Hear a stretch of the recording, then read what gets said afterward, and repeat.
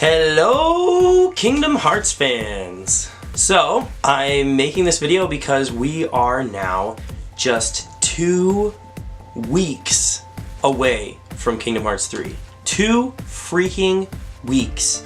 It's been years. It's almost been 14 years since Kingdom Hearts 2. 14 years! Like, you could have a child in high school by now, in the time that it took from 2 to now 3. That's just insane. Okay, maybe not high school, maybe 8th grade, let's be a little generous. But wow, I can't believe we're here because I never thought we would be. Now I know that sounds ridiculous. I know you're probably like, but Aaron's, there was a Kingdom Hearts 2. Of course there's gonna be a Kingdom Hearts 3. Let me just explain something for like 2 seconds. Back in 2005, when Kingdom Hearts 2 came out in the States, we weren't entirely sure what to expect. We knew from Kingdom Hearts 1 that there had to have been some sort of continuation in the works. We weren't entirely sure we were going to get Chain of Memories, because that just came out of nowhere. In fact, when they announced Chain of Memories, I was a bit confused because up until the Kingdom Hearts series, having these side games or these spin-offs, as people like to call them, it wasn't a common thing. And I've been following the series since I was 11 years old, so I was pretty freaking young. And to think about something like that happening with a video game franchise that I had just become enamored with was kind of hard for basically, like, I think I was 12 when the game actually came out, and then I was about 13 or 14 when Chain of Memories came out. But the fact that when Chain of Memories came out, it literally changed the dynamic between the fan of the series and the way that the series would continue was a big deal. The only reason why I'm talking about this is because if you're a fan of the Kingdom Hearts series, or even if you're not a fan of the series actually, there's this thing that the series does that irks a lot of people. And it's because when a game is announced, it creates this immediate expectation that there has to be a sequel, right? Especially if it's a really good game. Standalone games are not that often common in the video game world. Not since Disney started doing those direct-to-DVD sequel craps in the late 90s, early 2000s. When Disney went through its renaissance, and it's so funny that we're talking about Disney and this is how it's all becoming, but it's true. When Disney went through its film renaissance in the 90s, the late 80s, and they realized that they were making a bunch of money because of these original stories, they started doing sequels to their old classics and sequels to the ones that they had just started coming out with. And it created this level of expectation in the entertainment business and the entertainment audience and consumer that if something is good, you're going to get more of it. And that's not always the case. That's not always true. But we've created that level of expectation. So I know you're probably thinking in your head, where are you going with this? Just hold on, trust me. If you wait till the end of the video, it's all going to be clear in a very perfect circle. And if it isn't clear, I'm sorry, neither is the series that I'm talking about, so... So let's rewind. Kingdom Hearts comes out. The end of Kingdom Hearts, and just in case you know where this video is going, this is a spoiler. Everything to do with Kingdom Hearts up to Kingdom Hearts 3 is a spoiler. So if you've not finished the series and you're trying to catch up right now, I suggest going and watching another video. But the end of Kingdom Hearts 1 shows Sora leaving Kairi. And of course Riku. Riku was left on the other side of the door. And he was left in the world of darkness or whatever. You knew that there had to be a 2. It's obvious. You can't end a video game like that and not expect there to be some sort of sequel, right? So Chain of Memories gets announced. And this was back in the early days of the internet. The early 2000s was still a new place for entertainment news circulating the internet. I mean, it was common, it became commonplace around this time, but 12-year-old, 13-year-old, possibly 14-year-old me, digging around for information on a series that I had fallen in love with very, very steadfully, I wanted to know what was next. We all did.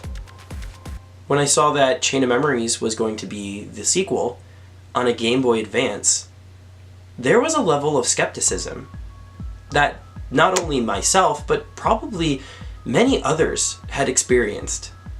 Imagine a game as grand and as lush as Kingdom Hearts receiving a sequel on a Game Boy Advance. That's like saying Frozen 2, which is in the works right now, is going to come out on a DVD. You know how many people were so confused? A ton of people. It was very discerning. And not only that, when you played Chain of Memories, you revisited so many worlds from Kingdom Hearts 1, except Tarzan, which was arguably one of my favorites. I know everybody hates that one, but it was one of my favorites. So you're playing Chain of Memories.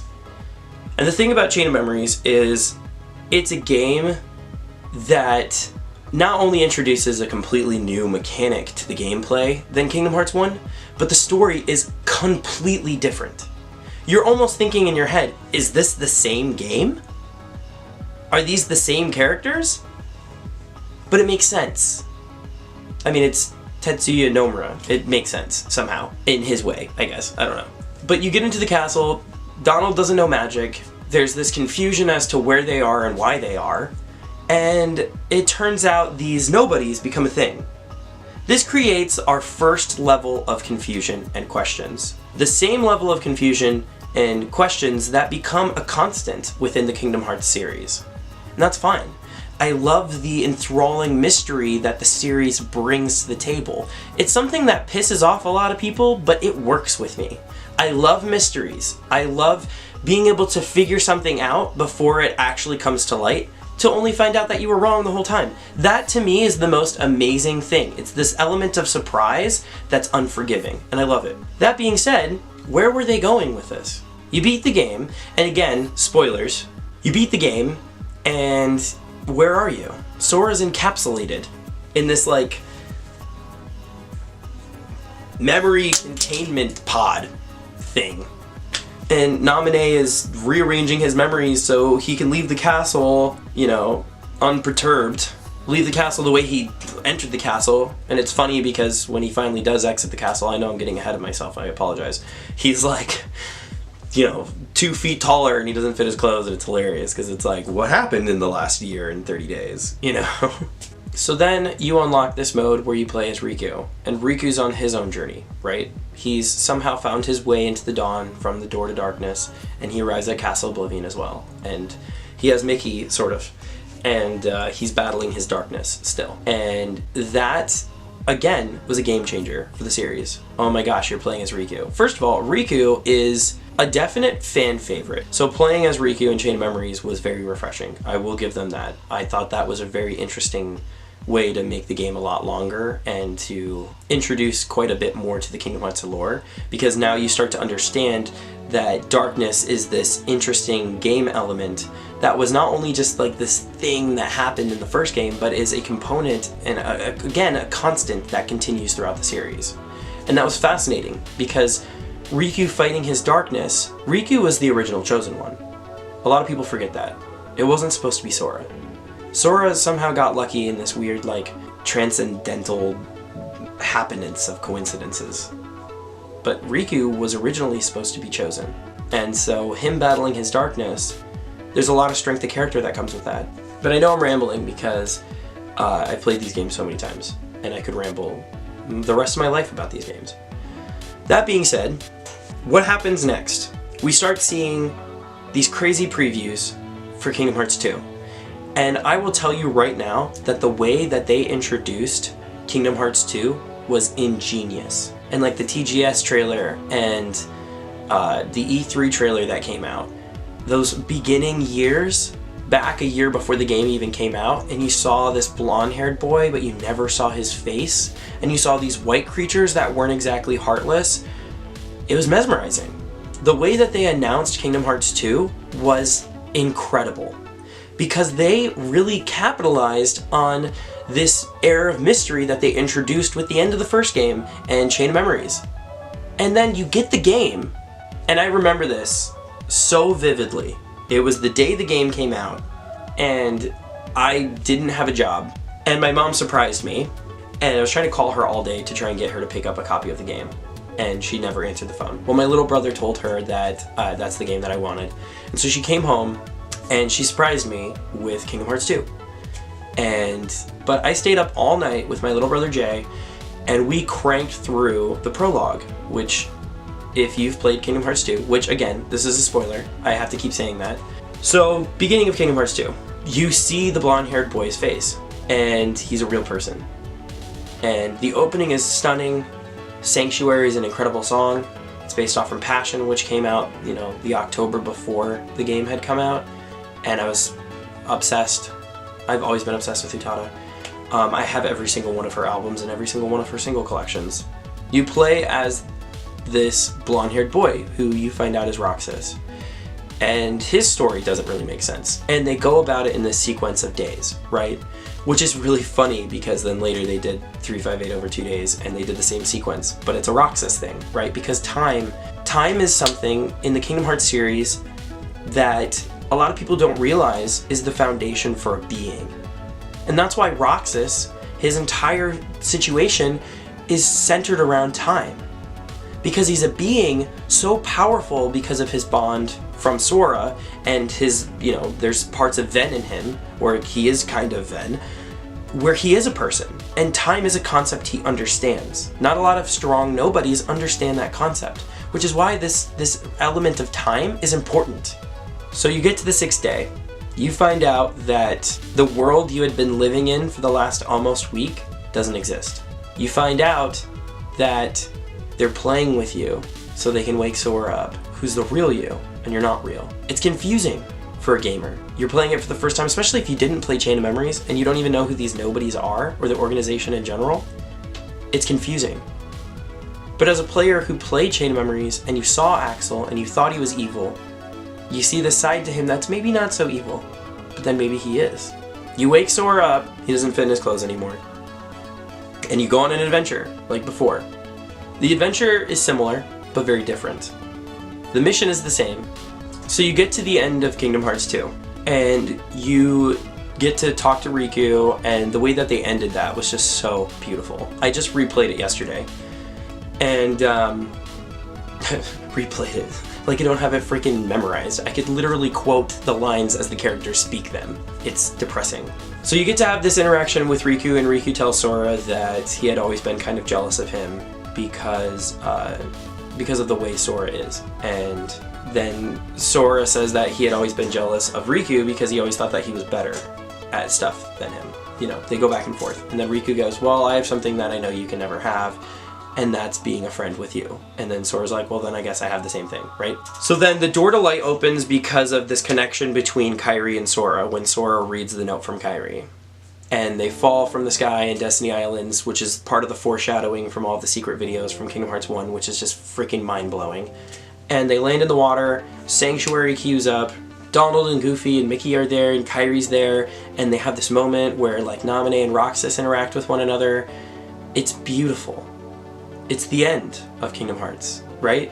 And it's funny because before Kingdom Hearts 2 was coming out, they never said that there was going to be a continuation of the series. And when they did say it, because I know a lot of you are like, they did, they didn't say it in a way that was definitive. They didn't say it in a way where they were like, there's more. They said it in a way where they were like, well, we'll just see how it goes. Because that's what Square does, right? If something sells well, they're going to continue selling it. So they didn't tell us there's going to be more. They said, we'll see.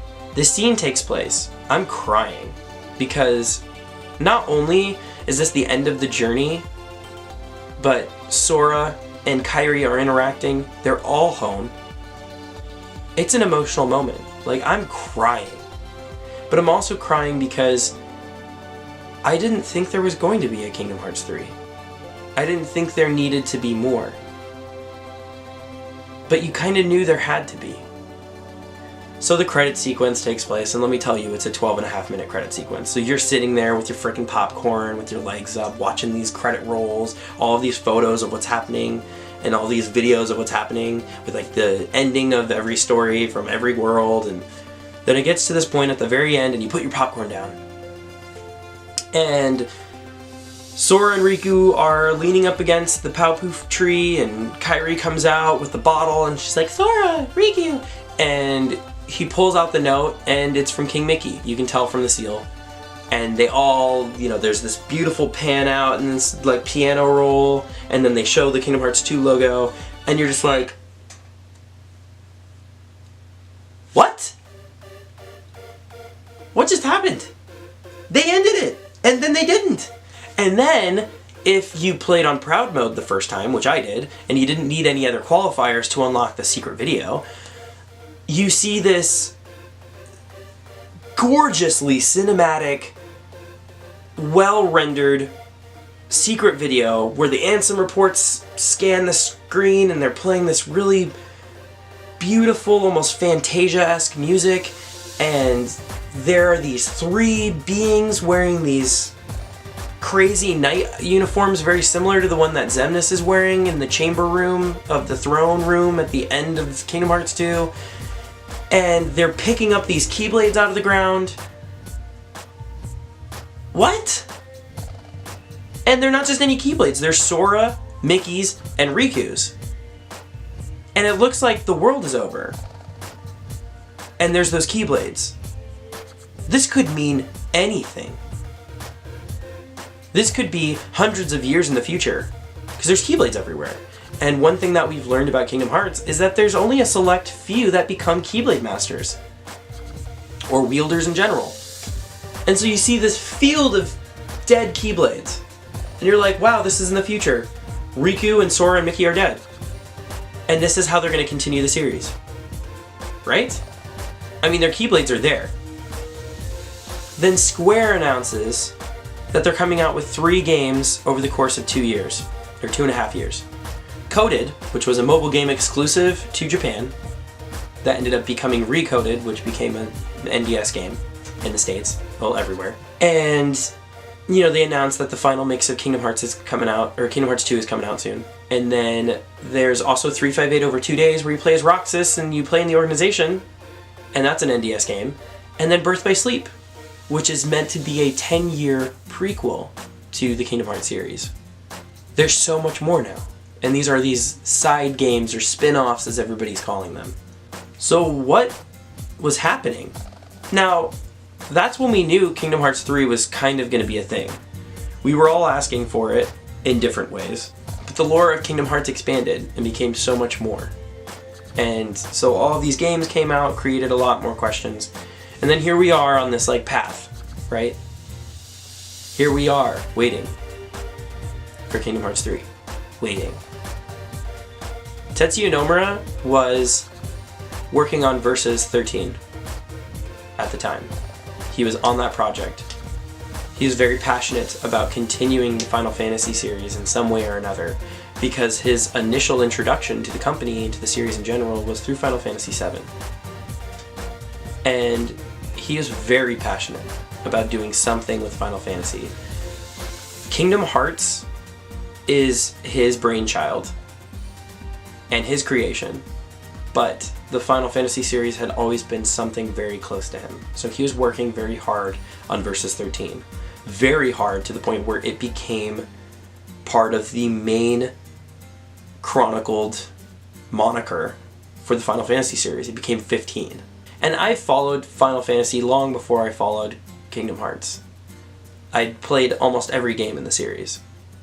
And I mean, by now I pretty much have. I think the only game I haven't played is, I haven't finished 9, and I never played 13 really. Or 13-2. Oh, and I never finished 10-2. That's right. I started that one, I never finished it. My friend finished it while I was watching him. But Final Fantasy is a big deal to me, right? So when 15 came out, I was ecstatic. But as a Kingdom Hearts fan, because let's face it, I've played every Final Fantasy game, but I've played every Kingdom Hearts game too. And I'm much bigger of a Kingdom Hearts fan than I am a Final Fantasy fan. So finally, I know we're here. Finally, Kingdom Hearts 3 is announced. It's announced on the Luminous engine, and it shows Sora riding hordes of Heartless, and it shows him picking up the Master's Keyblade, Master Ericus's Keyblade, on the shores of Destiny Islands. Those questions are kind of raised, not as big as they were with Kingdom Hearts 2, and then it's announced that the game is getting a revamp, right? All of the original games are coming out to better equip people for the future of the series, right? They come out on PS3 and then they re-come out on PS4, and then 2.8 comes out on PS4, and we're all of a sudden playing, you know, Kingdom Hearts Triple D again. Dream Drop Distance.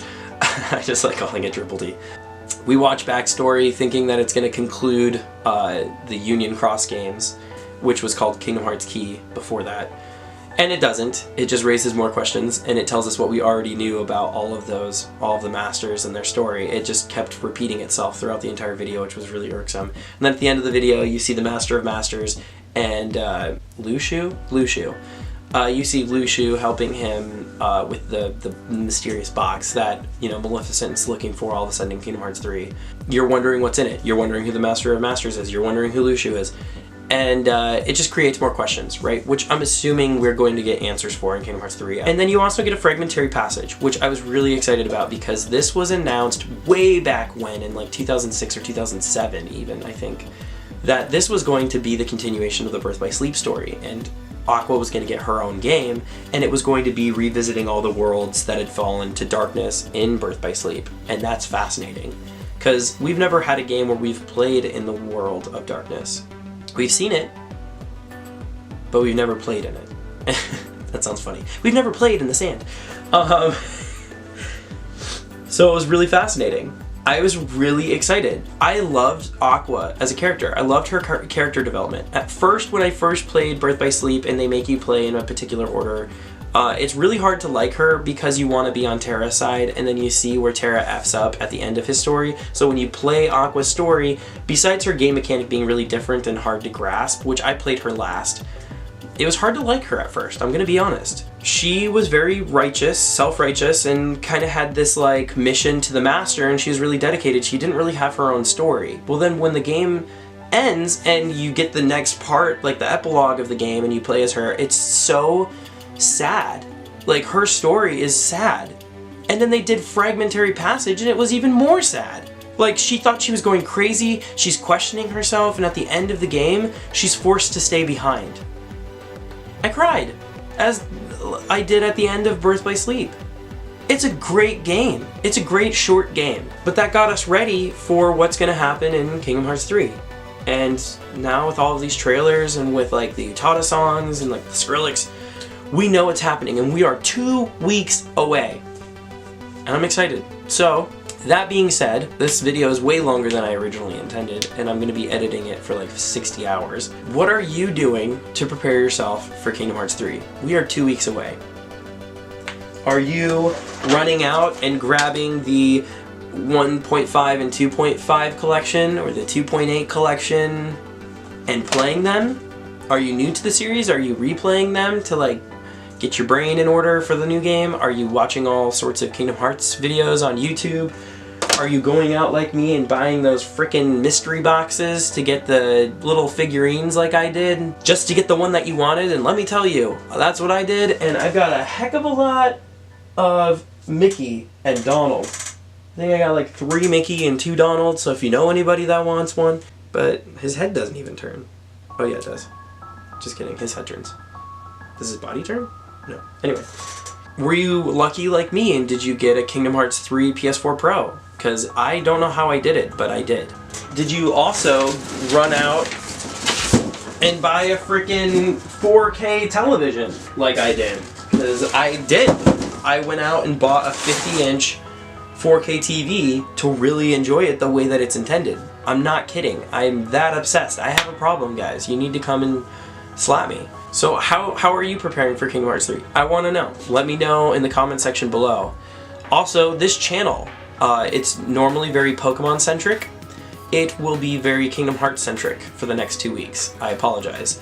I'm going to try and do a video every other day. I say that, and I know it's been difficult for me to upload videos lately, but it's because I had a cold for a week, and nobody wants to watch a sick me do a video for you guys. That's just silly. But things that I want to talk about over the course of the next couple weeks. Things unanswered by the Kingdom Hearts series. Plot holes that were created. I'm going to be streaming a Fragmentary Passage the closer it gets to the Kingdom Hearts 3 release. I'm going to play through it. I want to collect every item. I'll probably start doing that next week. So I will be streaming Kingdom Hearts 3, just so you guys know. So don't pop into the stream if you're still playing it, because there probably will be spoilers. But if that's something that you want to hang out with me during, you're totally welcome to. With all of that being said, thank you so much for watching my video. I'm sorry it was so long. Go ahead and hit subscribe if you're new here. Hit the like button if you liked this video and my crazy spiel. And yeah, ring that bell for notifications if you want to know when I upload things or when I go live. That being said, thank you so much for watching, and I hope you guys have a great day, night, or morning wherever you are. Thanks.